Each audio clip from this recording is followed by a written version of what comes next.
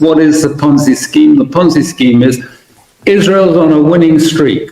It's set to remake the Middle East. It's set to take on and land a blow on Iran.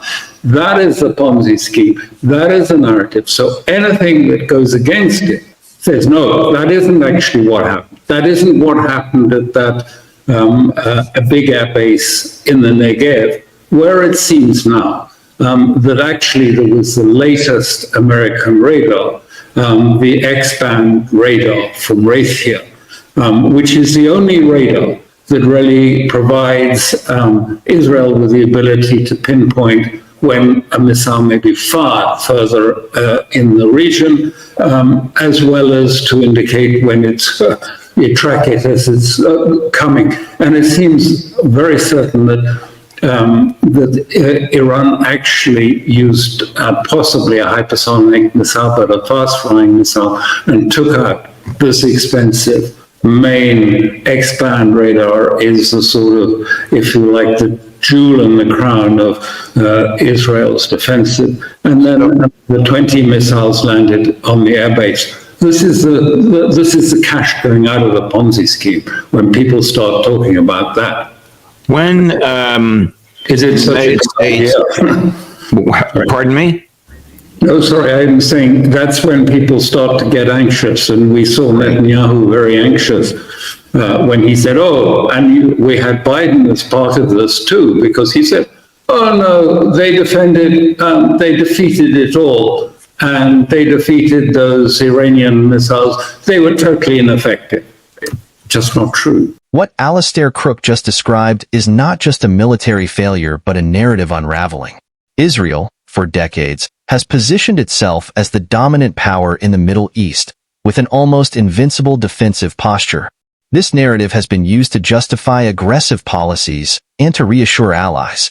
But, as Crooke points out, that image is beginning to crack. Let's take a closer look at the analogy Crooke uses, a Ponzi scheme. In finance, a Ponzi scheme is built on appearances. As long as new investors keep pouring in money, the scheme looks successful. But when people start withdrawing cash, the scheme collapses. In the case of Israel, the cash is its perceived military dominance. When that dominance is challenged, the entire narrative begins to fall apart. At the center of this unraveling is a critical event, a missile strike that took out one of Israel's most sophisticated radar systems. The X-band radar from Raytheon is a key component of Israel's defense network. It provides the ability to track missiles from long distances, giving Israel a crucial advantage in detecting and responding to threats. But according to Crooke, Iran successfully neutralized this system, possibly using a hypersonic missile, a weapon that travels at extreme speeds, making it difficult to intercept. The implications are clear. If Iran can defeat Israel's most advanced defense systems, what else can it do? The significance of this event cannot be overstated. Israel's defensive posture has been built around its technological edge, its ability to see and stop threats before they materialize. The loss of the X-band radar not only exposes a critical vulnerability, but also shatters the perception that Israel is untouchable. And that's where the anxiety comes in. We saw Netanyahu publicly deny the impact of the strike, insisting that Israeli defenses had worked and the Iranian missiles were ineffective. But the facts on the ground tell a different story. The airbase was hit by 20 missiles, and the radar system, the crown jewel of Israel's defenses, was destroyed. Why the frantic denials from Netanyahu? Because acknowledging the truth would mean admitting that Israel is vulnerable, that the winning streak might be over. It would challenge the very foundation of Israel's military strategy and its image in the region. This is a classic response when a narrative is threatened: deny, deflect, and try to maintain control of the story. But as Crooke suggests, the reality is catching up. The illusion of invincibility is starting to fade, and with it, the confidence that Israel can remake the Middle East on its own terms. The radar system that was destroyed is more than just a piece of technology. It's a symbol of Israel's defensive power. For decades, Israel has relied on advanced technology to maintain its superiority in a hostile region. The X-band radar, provided by the U.S., gave Israel the ability to monitor missile launches from far away and respond accordingly. The fact that this system was neutralized raises serious questions about Israel's ability to defend itself against future threats. If Iran's missiles can defeat this radar, what other systems are vulnerable? How will Israel adapt its strategy in the face of this new reality? The destruction of the radar also highlights a broader point. Israel's military dominance is not as assured as it once seemed. The region is changing, and Iran is emerging as a formidable adversary. This event could mark a turning point in the balance of power in the Middle East. Crooke's comparison of this incident to cash leaving the Ponzi scheme is particularly insightful. In a Ponzi scheme, as long as everything looks successful, people keep investing. But when the cash starts leaving, when people start withdrawing their money, the scheme unravels. In the same way, Israel's military dominance has been based on the belief that it can defend itself against any threat. But when those defenses fail, the narrative begins to collapse. And once that happens, it becomes harder to maintain the illusion of invincibility. The loss of the radar system and the missile strike on the airbase are the first signs that the cash is starting to leave the Ponzi scheme. Israel's military strategy is no longer bulletproof, and its dominance in the region is being challenged in ways it hasn't been before. So, what happens next? As Israel scrambles to repair the damage and maintain its narrative, it will likely face even greater challenges. Iran, emboldened by this success, may step up its efforts to challenge Israel's dominance in the region.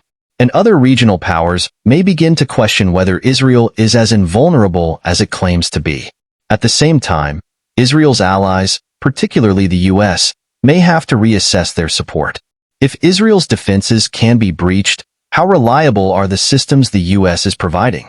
How effective is the military strategy that has been in place for so long? These questions are not just theoretical. They are becoming increasingly urgent as the balance of power in the Middle East shifts. In the end, the Ponzi scheme analogy speaks to something larger than just military strategy. It's about the stories nations tell themselves and the world about their power and control. Israel has long portrayed itself as the dominant force in the Middle East, able to take on any adversary, especially Iran. But as Crooke points out, that narrative is now in question. The missile strike that took out the X-band radar is more than just a military loss. It's a sign that the carefully constructed image of Israeli dominance is beginning to fray. The question now is how long Israel can maintain the illusion before the cracks become too big to ignore. Thank you for watching. Stay informed, and don't forget to question the narrative. According to Alastair Crooke, the Ponzi scheme is this. Israel is on a winning streak. It's set to remake the Middle East. It's set to take on and land a blow on Iran. That's the Ponzi scheme. That's the narrative. So, anything that goes against it says, no, that isn't actually what happened. Take, for example, a big airbase in the Northeast. It seems now that Israel had deployed the latest American radar, the X-band radar from Raytheon. This radar is the only one that really provides Israel with the ability to pinpoint missile threats coming from far away in the region.